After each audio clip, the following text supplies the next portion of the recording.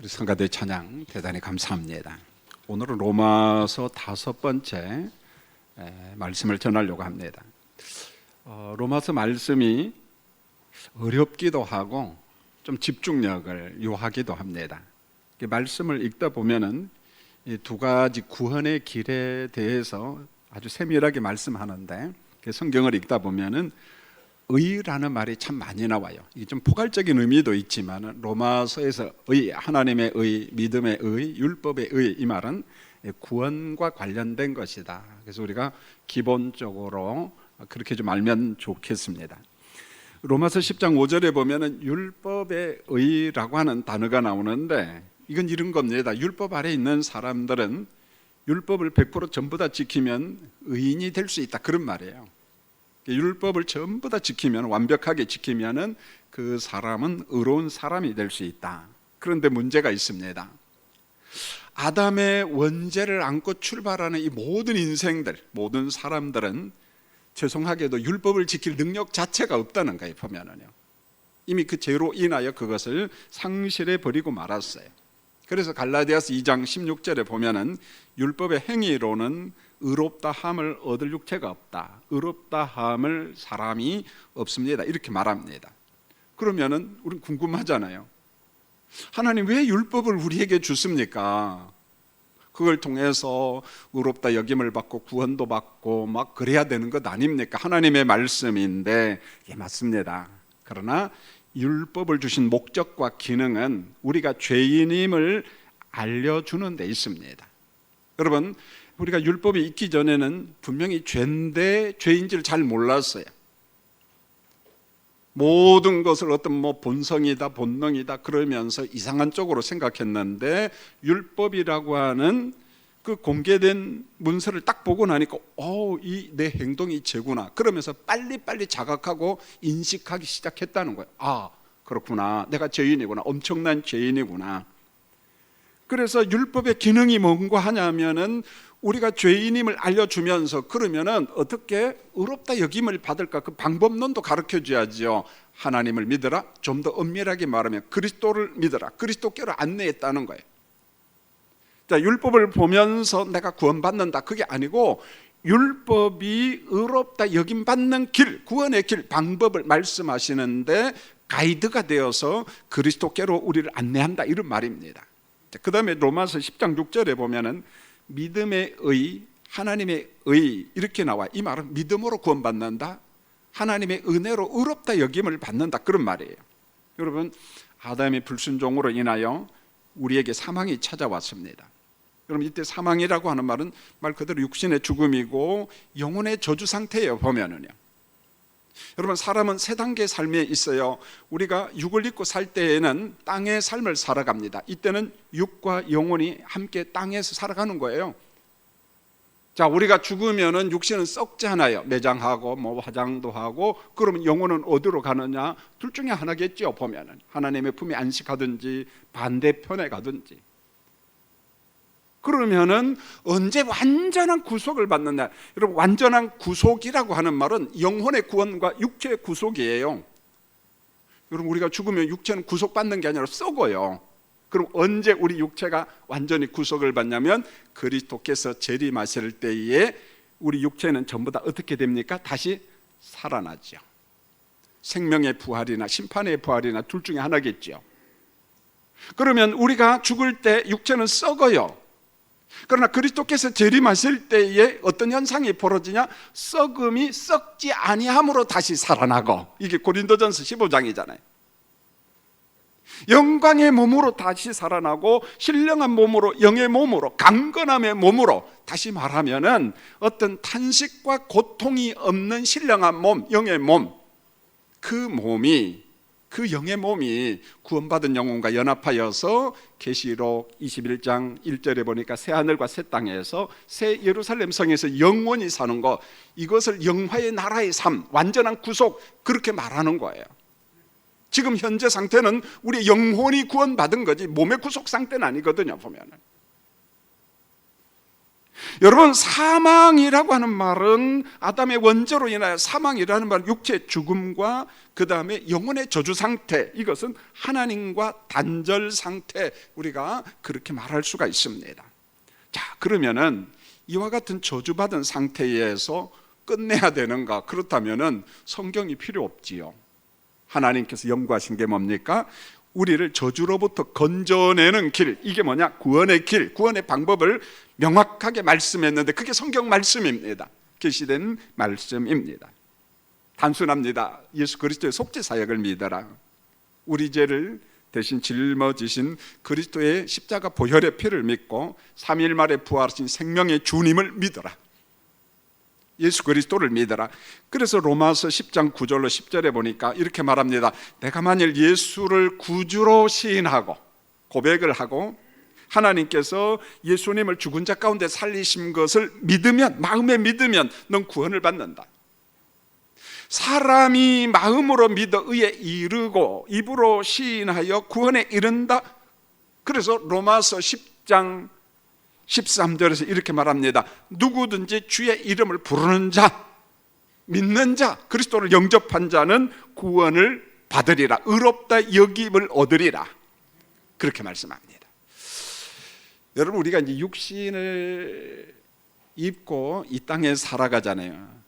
우리가 육신을 입고 이 땅에 살아간다고 했을 때 단순히 고기 덩어리 육신만을 의미하는 게 아니에요. 그 안에 영혼이 있어요. 영혼. 우리가 육과 영혼을 이 땅에 입고 살아갈 때, 자, 이제 사람들과 우리가 접촉하면서 땅에 살아가잖아요.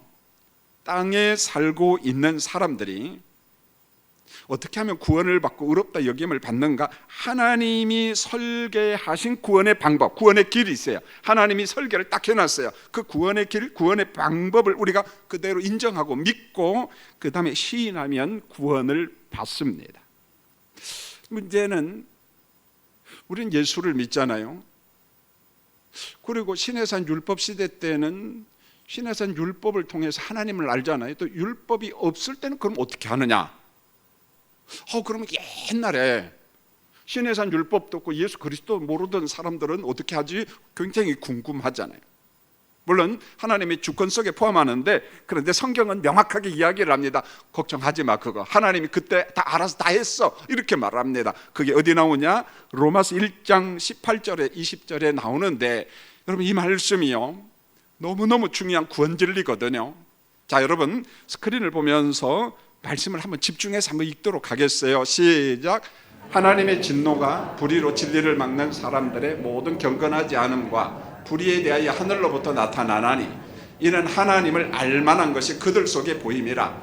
하나님께서 이를 그들에게 보이셨느니라. 창세로부터 그의 보이지 아니하는 것들 곧 그의 영원하신 능력과 신성이 그가 만드신 만물에 분명히 보여 알려졌나니 그러므로 그들이 핑계하지 못할지니라. 여러분, 제가 보충 설명할 테니까 잘 들어보세요. 하나님께서 만물을 창조했습니다. 그런데 그 창조물 안에는요 하나님의 존재를 알만한 것들, 믿을 만한 것들이 그 창조물 안에, 만물 안에 하나님께서 전부 다 심어놨다는 거예요. 여러분, 이게 무슨 말이냐? 율법 이전에도 하나님을 알만하고 믿을 만한 길을, 구원의 길을 열어놨다는 거예요. 율법 시대에도 하나님을 믿을 만한 구원의 길을 만들어놨다는 것이 어느 정도냐?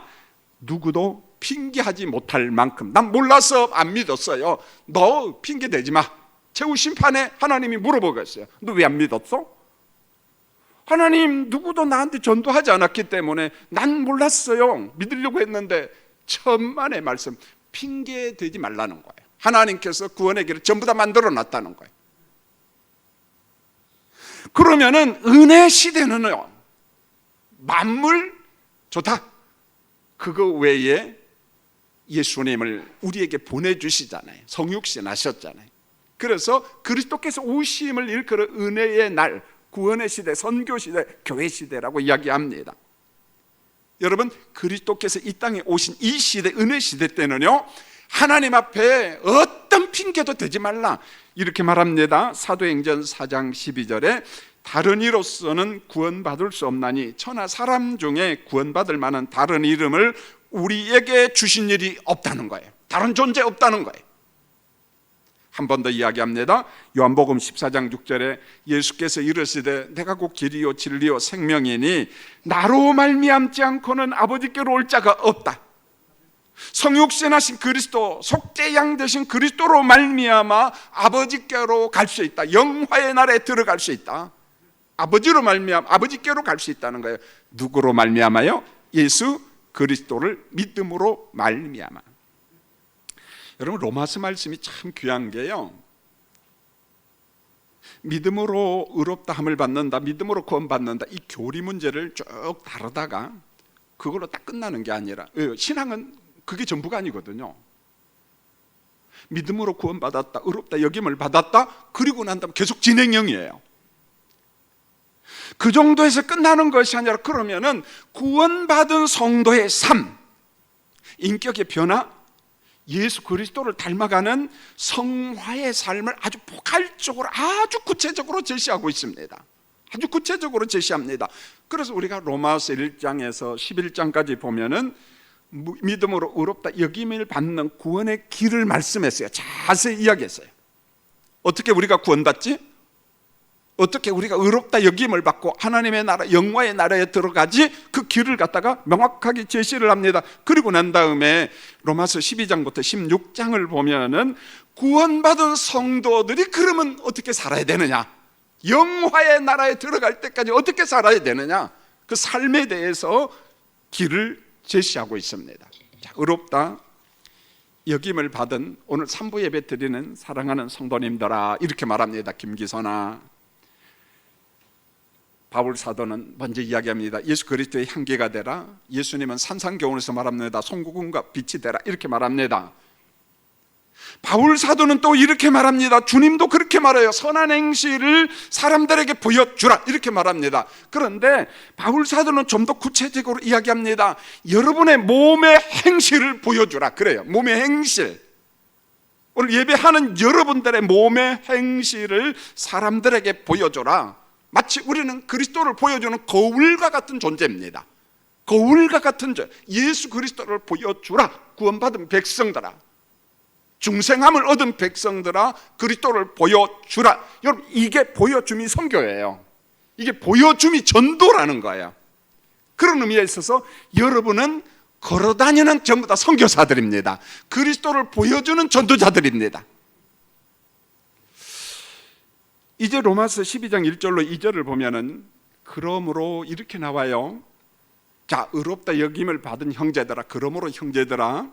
여러분, 1차적인 의미는 이 말씀을 받는 1차 독자인 고린도 교인들이죠. 자, 2차 독자는 누구냐면은 땅에 살고 있는 모든 성도들아, 그런 말입니다. 오늘 예비하는 모든 성도들아, 너희 몸과 마음을 하나님께서 기뻐하시는 거룩한 산제물로 드리라, 이렇게 말합니다. 여러분, 1절의 몸은 사람들과 접촉하는 몸, 사람들과 접촉하는 영혼. 오늘 여러분이 저를 보고 있잖아요. 전 여러분을 보고 있어요. 함께 예배 드리고 있습니다. 그 다음에 2절의 마음은 우리 육신 속에 있는 인격, 성품. 자, 이겁니다. 그러면은 구원받은 사람들을 우리가 몸과 마음으로 무엇을 어떻게 해야 될 건가, 그 책임을 이야기하는데, 우리의 몸과 마음을 하나님이 기뻐하시는 거룩한 산 제물로 드리라, 이렇게 말합니다. 거룩한 산 제물로 드리라. 우리 모든 몸의 행실, 마음의 행실, 마지막 최후 심판대에, 특별히 그리스도의 심판대 앞에 우리가 주님 앞에 서야 돼요. 선악간에 우리가 판단을 받을 겁니다. 평가를 받을 겁니다. 그걸 바라보면서 지금 이 땅에 살 때 우리의 몸의 행실을, 그 나라, 영화의 나라를 바라보면서 거룩한 산제사를 드려라, 그런 말이에요. 그때는 그때고 지금은 지금, 천만의 말씀, 연결되어 있다는 거예요.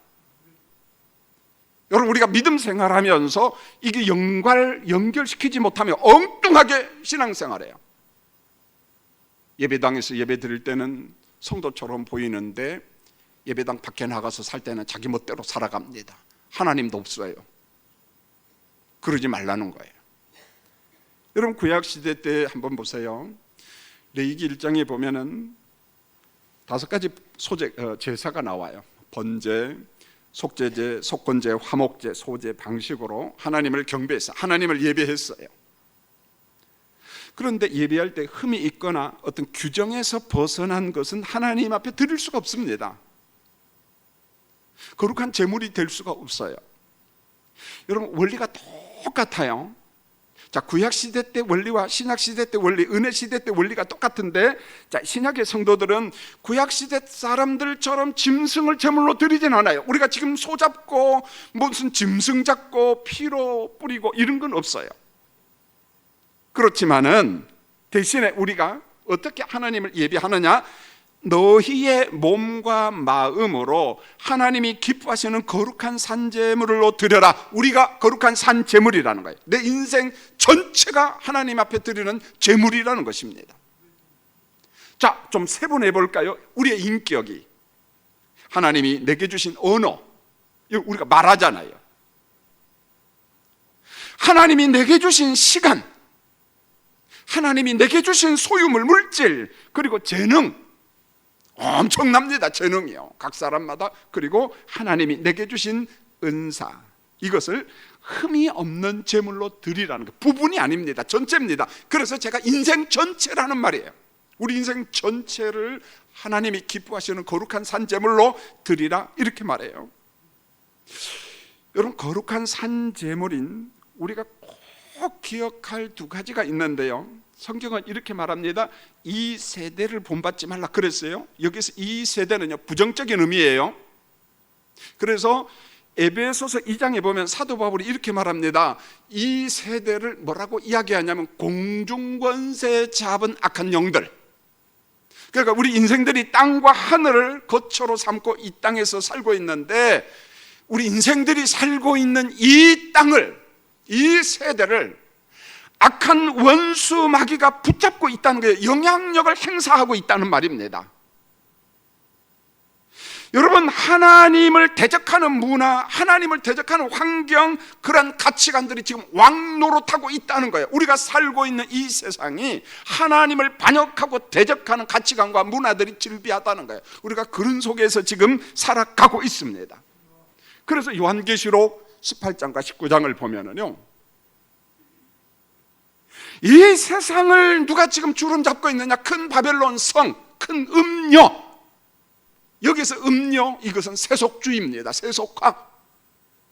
여러분, 우리가 경건하게 살고 하자 하지만은 참 어려운 게 세속적 가치가 넘쳐나고 있다는 거예요.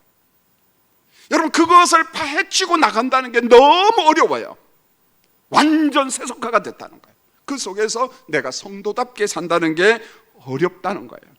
이와 같은 세속화, 큰 음료의 문화, 큰 음료의 가치관을 대적하고 나가라는 거예요. 이 세대를 본받지 말고 대적하라는 거예요. 그 다음에 우리는 하나님의 선하시고 기뻐하시고 온전한 뜻이 무엇인지 분별하라, 이렇게 말합니다. 분별하라. 하나님이 기뻐하는 것을 내가 가진 가치관으로, 내가 가진 신념으로 분별하라? 아니요, 죄송합니다만은 우리의 신념, 우리 가치관은 이미 세속화된 게 너무 많아요.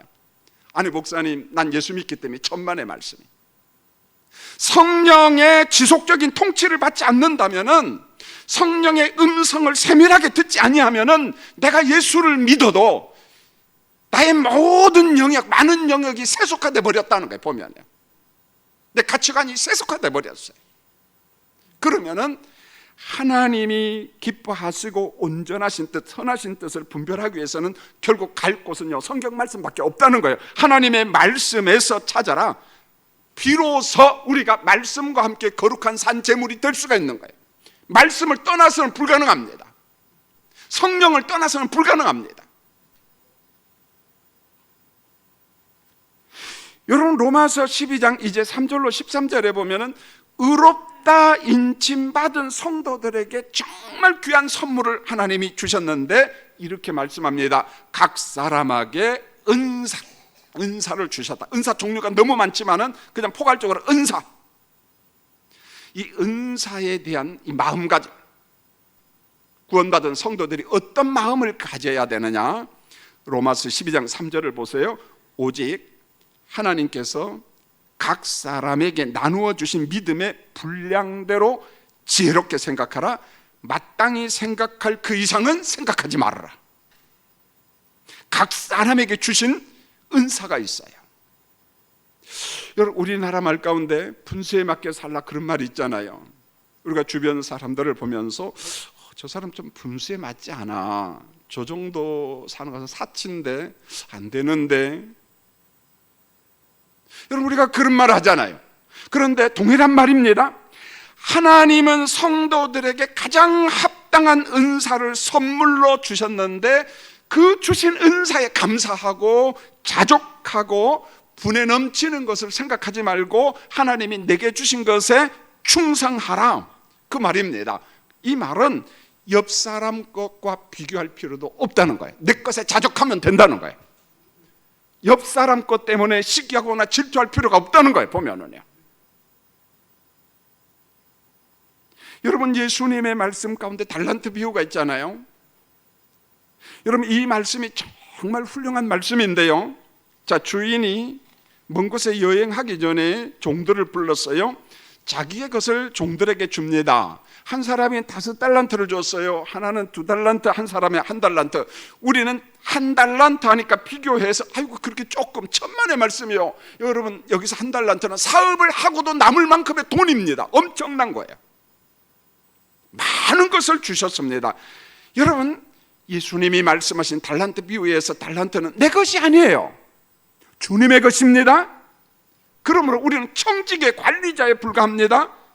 자, 받은 것에 대해서 감사하라, 충성하라, 최선을 다하라, 절대 게으르면 안 돼. 땅 속에 묻어놓은 그 종을 무섭게 책망하잖아요. 이 게으르고 악한 종아, 그렇게 말합니다. 여러분, 어떠한가요? 하나님이 내게 주신 은사를 아직도 발견하지 못한 사람이 있다면 문제가 심각하지요. 하나님이 내게 주신 것을 가지고 개발도 하고 그걸 가지고 장사도 하고 안 되면 은행에 맡기라, 이렇게 말합니다. 이자라도 받으라. 게으르면 안 된다는 거예요. 뭐가 됐든지 간에. 여러분, 성도들에게 주신 은사가 어느 정도 중요한가? 로마서 12장 4절에 보면은 마치 우리의 은사를 생명과 같은 존재로 이야기를 하는데, 여러분, 한 몸에는 여러 가지 지체가 있습니다. 그런데 각 사람의 지체들은 유기적으로 전부 다 연결이 돼 있어요. 자, 몸에 필요 없는 신체 기관이 있으면은 그거 전부 다 져주시고 주고 가세요. 보면은요. 여러분, 한번 보세요. 손가락 필요하잖아요. 발가락. 여러분, 눈, 코, 입, 장기, 피부. 제가 어느 책을 봤어요. 사람 몸의 피부는요 10년 단위로 입자가 다 바뀐대요. 그러면은 10년마다 우리의 피부는 어떤 피부예요? 새로운 피부죠. 근데 놀랍지요? 아기 때 여러분의 몸의 모습과 80살 잡수셨을 때 여러분의 모습은 형태가 완전히 바뀌었나요? 그대로 정체성이 유지되나요? 너무 어렵나요? 여러분, 함정 없으니까 그냥 무조건 아멘 하세요. 여러분요. 여러분, 제가 왜 이야기를 하냐면은 입자가 아무리 바뀌어도 그 사람의 몸의 형태는 10살 때나 50살 때나 80살 때나 똑같아요? 안 똑같아요? 똑같아요. 똑같아요. 여러분요. 여러분, 좀 더 나가서 우리가 참 궁금한 것 중에 하나, 몸이 부활한다, 다시 산다라고 했을 때 어떤 몸일까? 부활체가 어떤 몸일까? 이게 참 궁금해요. 그런데요, 우리의 썩을 몸이 부활할 때는 썩지 아니할 몸이라고 이야기했어요. 영광의 몸이에요. 신령한 몸이에요. 영의 몸입니다. 강건함의 몸입니다. 여러분, 이 몸을 영의 몸, 신령한 몸이라고 이야기했는데, 강건함의 몸, 영광의 몸이라고 했는데, 우리의 존재 자체가 하나님의 나라에서는 다른 형태의 몸이 아니라는 거예요. 그대로 정체성이 있다는 거예요. 보면은요. 여러분, 천당에 가서, 영화의 나라에 가서, 여기 유준동 장로님이 계시는데 제가 유 장로님을 알아볼 수 있을까요? 없을까요? 가봐야 알죠. 그러면은 우리가 지금까지 성경 말씀 잘못 배운 거예요. 이 땅에서 다 알아요. 성경을 통해서. 보세요. 예수님이 변화산에 올라갈 때 베드로와 야고보와 요한을 데려갑니다. 그런데 변화산에서 모세와 엘리야가 나타나죠. 근데 베드로가 모세와 엘리야를 알아봤나요? 못 알아봤나요? 알아봤어요. 정확하게 아세요, 여러분요. 여러분, 모세와 엘리야는 이 땅에서 믿고 지금 어디에 있어요? 하나님의 품에 있어요. 나타났어요. 그런데 한참 후배가 무슨 후배입니까? 한참 후손이 베드로가 알아봤어요? 못 알아봤어요? 알아봤어요, 여러분요. 그렇다면은 하나님의 나라에 있는, 영화의 나라에 있는 성도들을 서로가 알아볼 수 있을까요? 모를까요? 알아봅니다. 너는 너고 나는 나고 당신은 당신이라는 거예요. 영화의 몸이 되었다고 다른 몸이 아니라는 거예요, 여러분. 명확하게 우리가 알아야죠.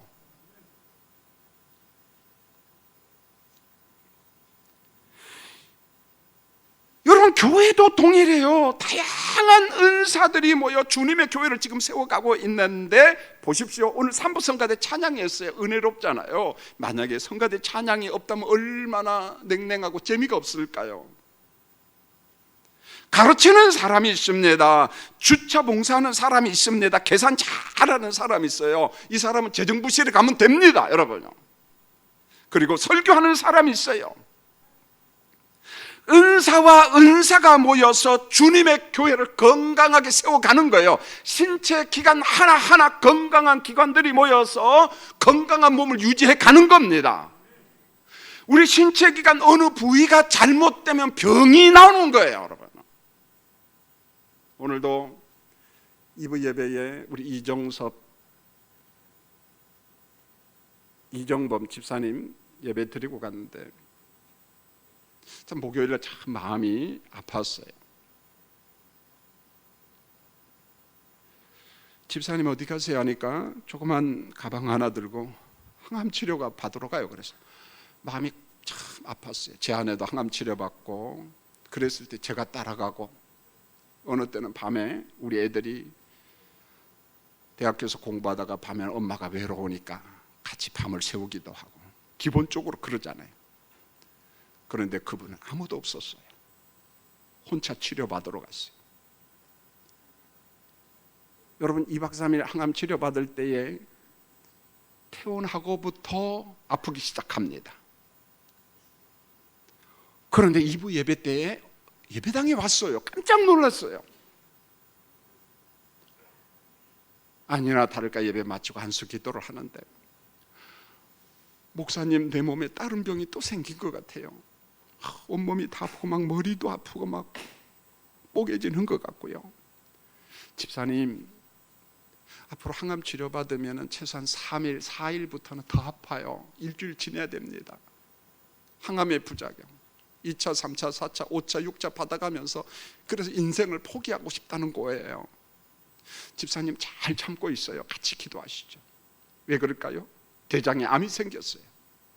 고장이 났어요. 환자가 된 거예요. 건강을 잃어버렸다는 거예요. 이겁니다.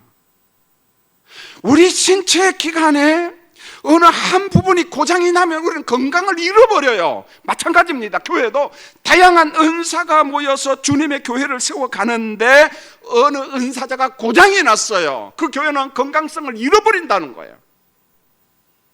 이 말씀입니다, 성도님들. 은사와 은사가 모여서 주님의 교회를 세워가고, 주님의 교회가 건강을 유지하고, 건강한 교회가 선교를 하고, 건강한 교회가 전도를 하는 거예요. 여러분이 모두 다 건강하셔야 돼요. 신앙 영적인 건강이 여러분에게 있기를 원합니다. 병들면 안 된다는 거예요, 여러분. 여러분, 로마서 12장 14절로 21절로 가면은요, 의롭다 여김받은 성도들이 가질 인간관계가 나와요. 이제 인간관계요. 여러분요, 말씀을 읽다 보면 이게요, 얼마나 겁이 나는지 모르겠어요. 평범한 정도가 아니라, 잘 보세요. 14절, 우리를 박해하는 자를 축복하라. 17절, 악을 악으로 갚지 말라, 보복하지 말라. 19절, 우리가 직접 원수 갚지 말고 하나님께 맡겨라. 20절 너무너무 부담스러워요. 원수가 줄이면 먹이시고 목마르거든 마시게 하고 그리함으로 내가 숯불을 그 머리에 쌓아 놓으리라. 자, 스크린 보고 말씀을 읽겠습니다. 오늘 말씀이 가장 어려워요. 20절이. 요거 하나 알고 가야죠. 예. 자, 읽겠습니다. 시작. 내 원수가 줄이거든 먹이고 목마르거든 마시게 하라. 그리함으로 내가 숯불을 그 머리에 쌓아 놓으리라. 앞에는 알 것 같은데 뒤에는 저게 뭔 말이야? 그리함으로 내가 숯불을 어디에다 쌓아 놓으리라? 이 머리에다 숯불 한번 올려보세요. 여러분, 머리에다 숯불을 올리면 어떻게 될까요? 따뜻해요? 무슨 뜸 떠요? 가는 거예요, 여러분요. 어떻게 올려요? 그럼 이게 무슨 말이냐는 거예요.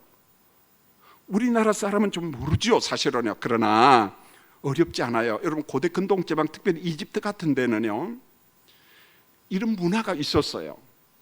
여러분, 지금은 불을 지피는 도구가 많지요.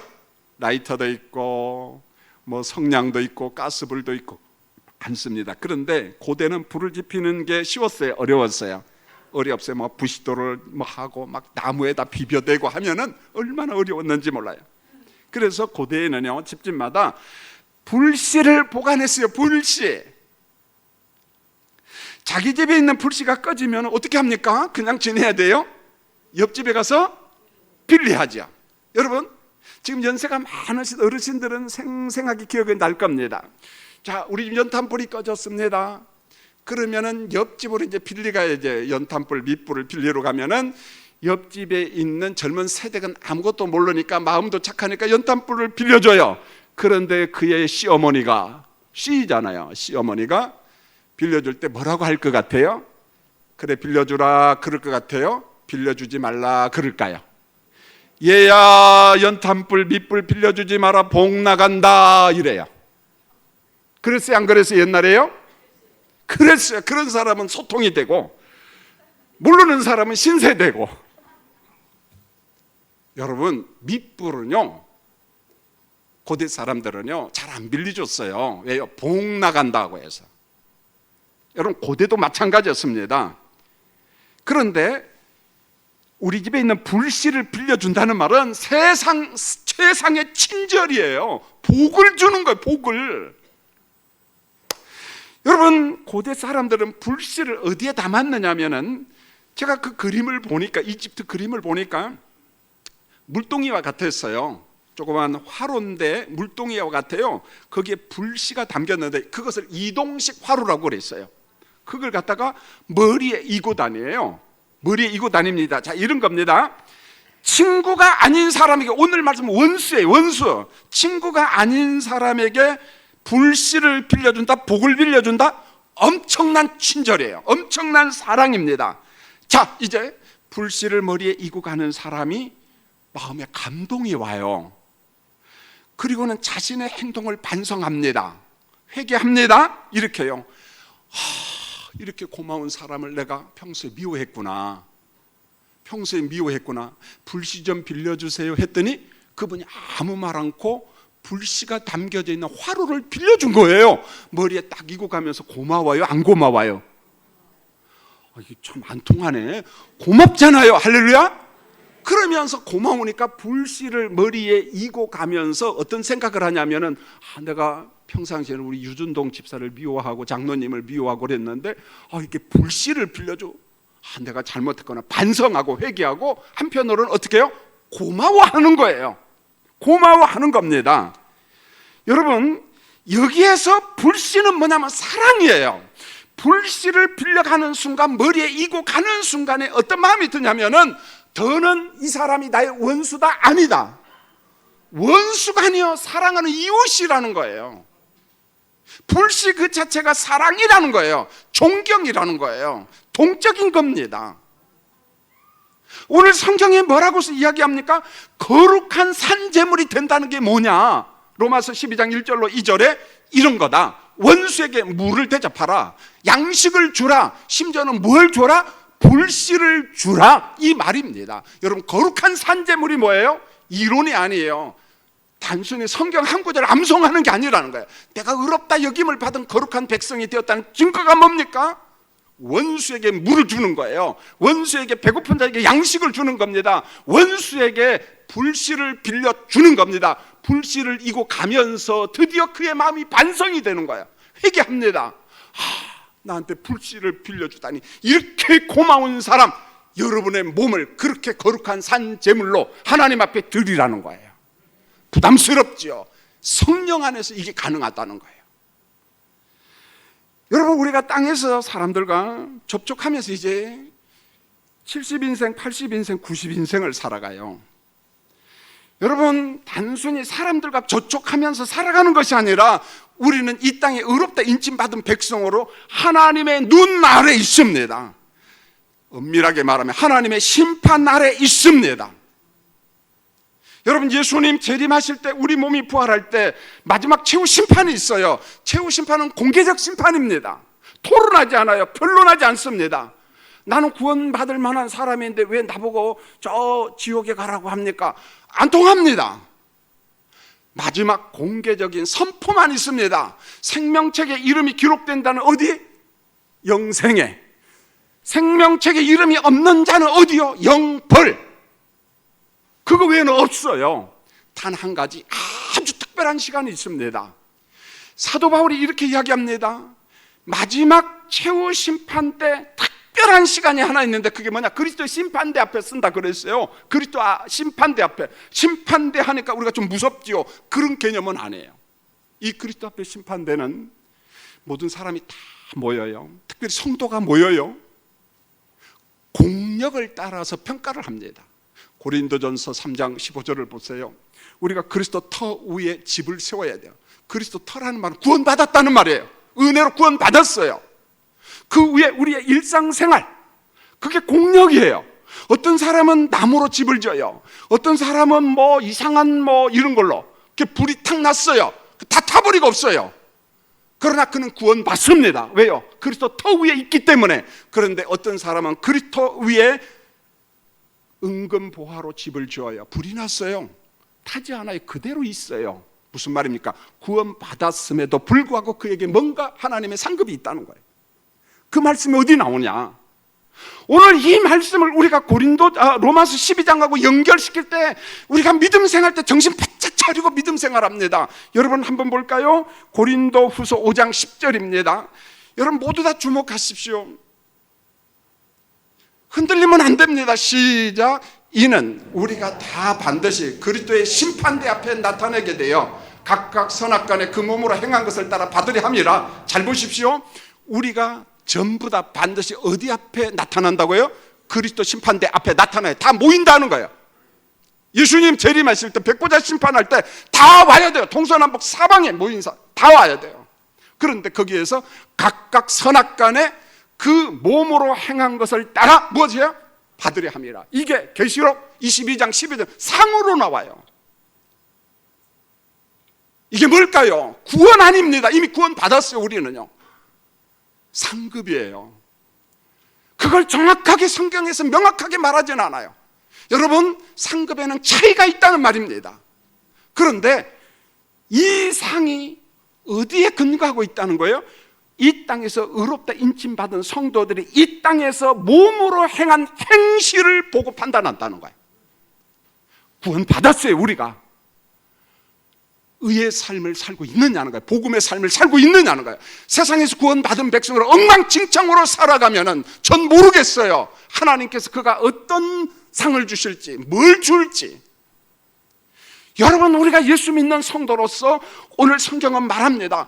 여러분의 몸과 마음을 하나님이 기뻐하시는 거룩한 산 제물로 드려라. 이게 무슨 말입니까? 이 땅에서 삶을 영화의 나라를 바라보면서 잠깐 보이는 세상이 아니라 영원한 나라를 바라보면서 이 땅에서 성도답게 살 것을 말씀하고 있어요.